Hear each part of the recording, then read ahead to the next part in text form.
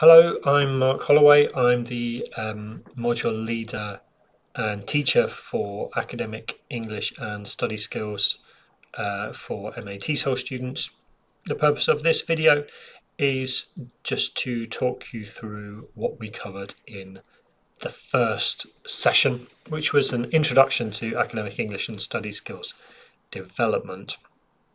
Important for me to point out that if you go to Canvas, you can find this module. It's a 0 credit module. There's no assessment. You can find out information. You can find information about the module here on Canvas. And if you click on units, clicking on units will show you everything you need for the module, including slides. And you can see in red on the screen at the moment a link to a Google document. So most weeks there will be a Google document because the aim of this module is to be interactive because I think you will develop your reading and writing skills through action. So this is what we did today. You are more than welcome, if you'd like to participate in the activities, you can pause the video at any time, do the activity, and you can send me an email with any questions or comments about the class. So I started off today by introducing myself, as I kind of just did very briefly there. And then I asked the question, who are you? And I set this task. I asked everyone to write the words I am a, and then in a 90-second time limit to write as many different possible endings that you could think of. So it could be I am a father, I am a brother, I am a friend, and so on. I said aim for quantity over quality, as many different true endings to the sentence as possible.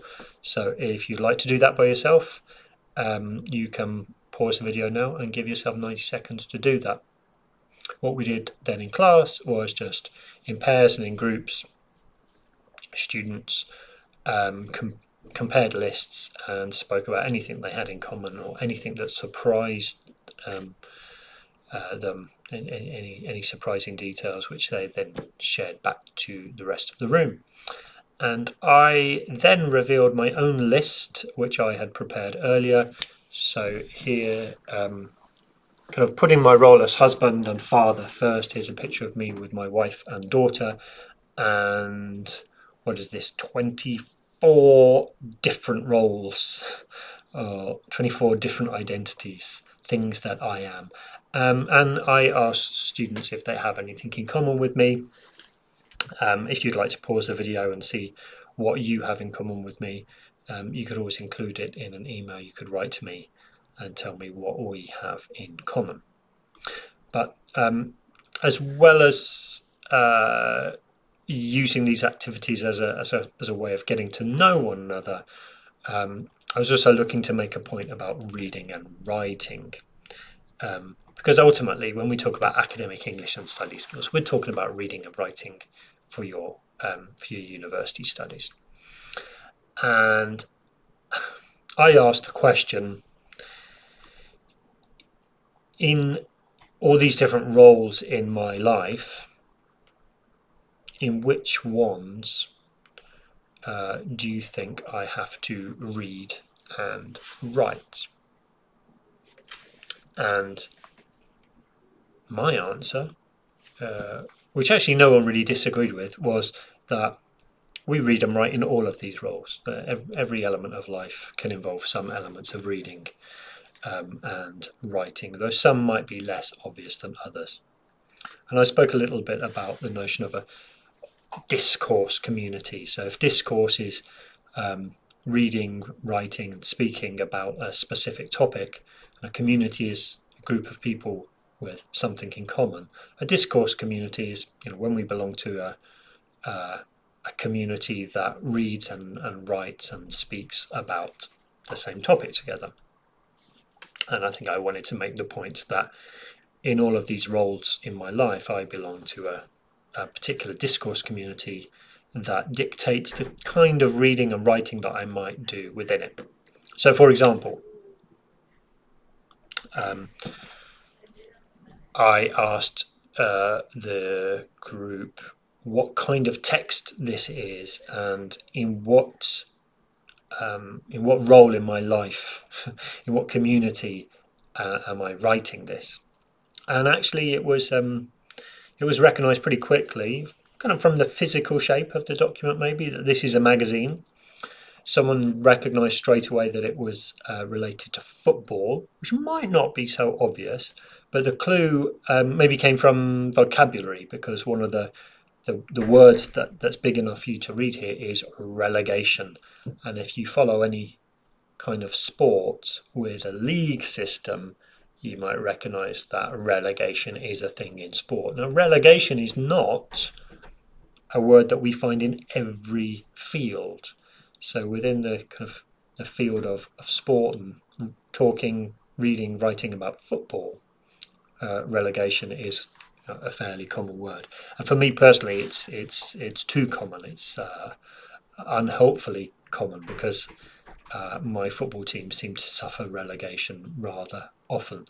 And I made the point that when I was a master's student, when I started my MA, it was also the same time that I started writing about football. And I've been reading football magazines all of my life, since childhood. And the magazines have changed, because some magazines are written for children, some are written for adults, but they're still magazines about football. And I felt that by reading those magazines, I then felt quite confident that I could write for that kind of magazine. And that's what I kind of started doing in my 20s. And this is an article that was published this year that I wrote quite recently. Okay. Here's another text, and again, I asked students to identify the type of text and my relationship to the reader, just from the clues that are in the message. And you can pause and have a think about that if you like. The clues, some people kind of picked up on the hi and best wishes and felt that this wasn't a formal email, so it might be to someone who was equal to me or even kind of lower status than me. Someone picked up on the fact that Tomoki is a Japanese name, and maybe if you think logically about being an English teacher from the UK, it's quite likely in my life I've had some students from Japan. But also words like comments and attached kind of led us to think that this might be something to do with feedback on some writing, perhaps in a file that's been attached to the email. Let me know if you have any questions. Someone pointed out is an invitation to a student that a teacher might typically make to a student, and that's absolutely correct. In my capacity as a tutor, this is me sending a message to a student while sending them some feedback on some writing that they've done. Okay, so that's me writing as a tutor, if you like. Here's another. Again, you can pause and read if you like. See, this isn't a typical. The previous text was an email. This isn't actually an email, and the clue there's the at the very top and bottom we've got Dear J Waters and M Holloway 74. These look like usernames on a website. And again, vocabulary helped us to identify the theme of this piece of writing.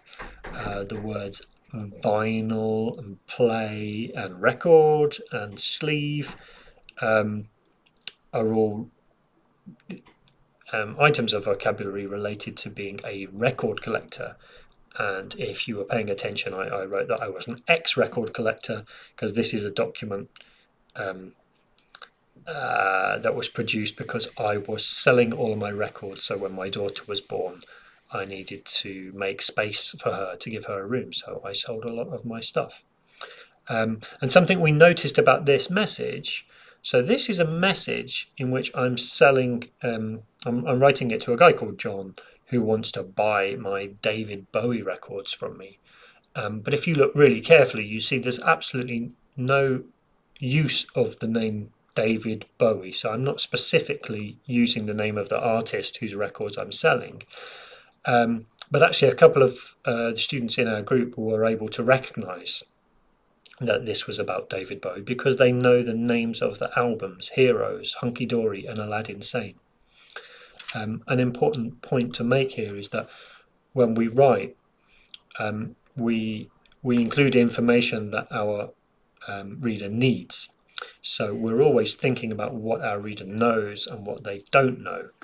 And actually, because I'm writing to someone who is relatively expert on David Bowie, I don't even have to tell him that David Bowie is the person who made those records. I can just refer to the records and I can expect him to know what I'm talking about.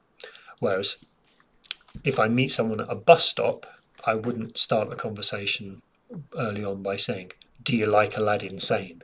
Because they might not know what I was talking about. I might have to talk about David Bowie first before I started talking about his work. Okay, the next text we looked at was this. And we kind of worked out that this exchange of messages has too many kisses, maybe to be a friend or a colleague, certainly not a relationship I would be maybe talking about openly with other people. This is a series of text messages, so that made people realize that Charlotte is not my wife or maybe my daughter, because it would be strange to send text messages to someone who lives in the same house as you on their birthday. And someone suggested the communication was too warm to be a brother or sister, which is interesting because I would probably be more sarcastic with my sisters, so I think that person is right. So yeah, the people in the room reached the conclusion quite rightly that this was me communicating as an uncle to my niece, and looked at like that, it's quite appropriate communication. Okay. Last but not least, we have an example of a message which is not even written in English, but actually I was really impressed that the students in the room today were able to identify, even without being able to speak Italian, that this communication was related to being a tourist. We can recognize some vocabulary even though it's not in English, which has the word like turismo in it, the fact that there's address there, the address is in another country. Yeah, it was kind of, I don't think my Italian is very good, but this is me trying to write in Italian to the owner of kind of like an Airbnb. So yeah, that kind of led us to what I'd like to establish as the starting point for this course, which is as follows: that we all belong to numerous communities. In each community we belong to, we have a role. Our roles always involve reading, and often or maybe always writing. The texts that we read for each community have a particular structure and style, in which I would argue vocabulary is of particular importance. And we learn to write for the communities we belong to by reading. In other words, we become familiar with text types and the needs of the reader by reading, and ultimately by responding to text. And I spoke about the fact that we respond to text in many ways. And the first time you respond to a text, it might be a smile or a laugh or just a noise that you make to yourself while reading. It might be a note that you take because you find something interesting or you want to remember, you want to explore more. One way you can respond to a text is by going onto social media or recommending it to a friend, or even not recommending it to a friend. There are lots of different ways that we start to engage with our reading. But eventually, I think we learn to, if we read and become familiar enough with types of text, then we feel very comfortable in writing those texts, or at least we start to feel comfortable writing those texts. So a final example of mine was an article I wrote with a colleague for a journal, and you see even something like the title as a very much the kind of title you find in a journal, either kind of academic or professional, with something, a title that comes before a colon and then maybe a little more explanation after the colon. But the final point I wanted to make, as you'll see at the bottom of my slide there, is that none of this is difficult or mysterious.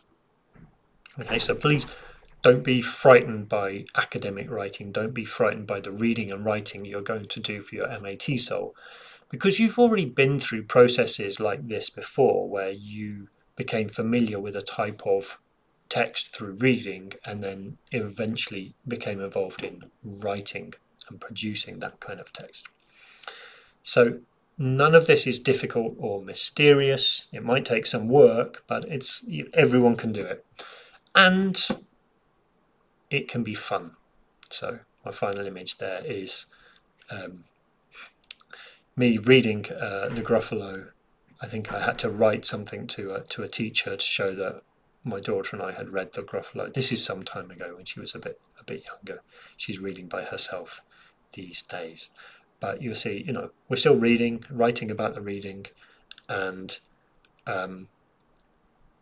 structuring our writing or presenting our writing in a way that has the reader in mind. Okay, so we then went on to talk about our own discourse community as teachers and MA TESOL students, and we considered that as teachers we have to read a wide variety of text with a wide variety of authors and readers. And there was a task we completed in class.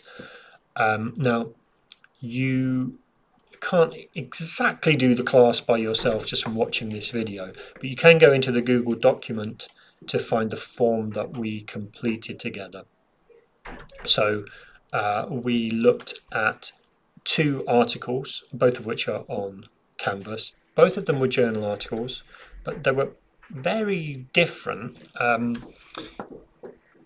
One obvious difference was one was much longer than the other, as you'll see. So if you look at the example materials on Canvas for week 1, you'll see 2 articles. One's much longer than the other. One seems more thorough than the other. One has very clear sections and headings. One has a longer reference list. One includes some data. So we were looking at, well, what's the most important difference between these 2 texts? And we could kind of say it was the length or the level of detail. But ultimately, I think what the point we reached was the realization that they're actually quite similar in that they were both journal articles, but the big difference was that they were written for different audiences. One was written for an academic audience, and one of them was written for a professional audience. So one of them was written for teachers, and one of them was written for academics. And that dictates a lot of the elements of each text, including the length, the structure, to an extent the style as well. And then we looked at other types of texts that we read as teachers or that we use as teachers, because some of them have been written for us, some of them have been written for academics, some of them have been written for students. Some of them are reference books that are for teachers and students, and it's important to kind of gain a good understanding of what the differences might be between them, while at the same time not being scared of them. if that makes sense. Okay. Now, if you look in the Google document, you'll see at the end of the Google document, there's a task for you to complete. And the task is for you to send me an email and basically tell me which type of texts that have been featured in this session you are most familiar with and most unfamiliar with. You can see the text types in the Google document, and which, if any, cause you concerns. And do you have any other concerns about your reading, writing, and study skills in relation to being an MA TESOL student? If you can briefly answer those questions and send them to me by email, I will use your answers to help as part of my planning of future sessions, so that future academic English and study skills sessions are related specifically to things that you need to read week by week and things that you need to write week by week. Okay, so I look forward to hearing from you, and I look forward to seeing you soon. Bye-bye.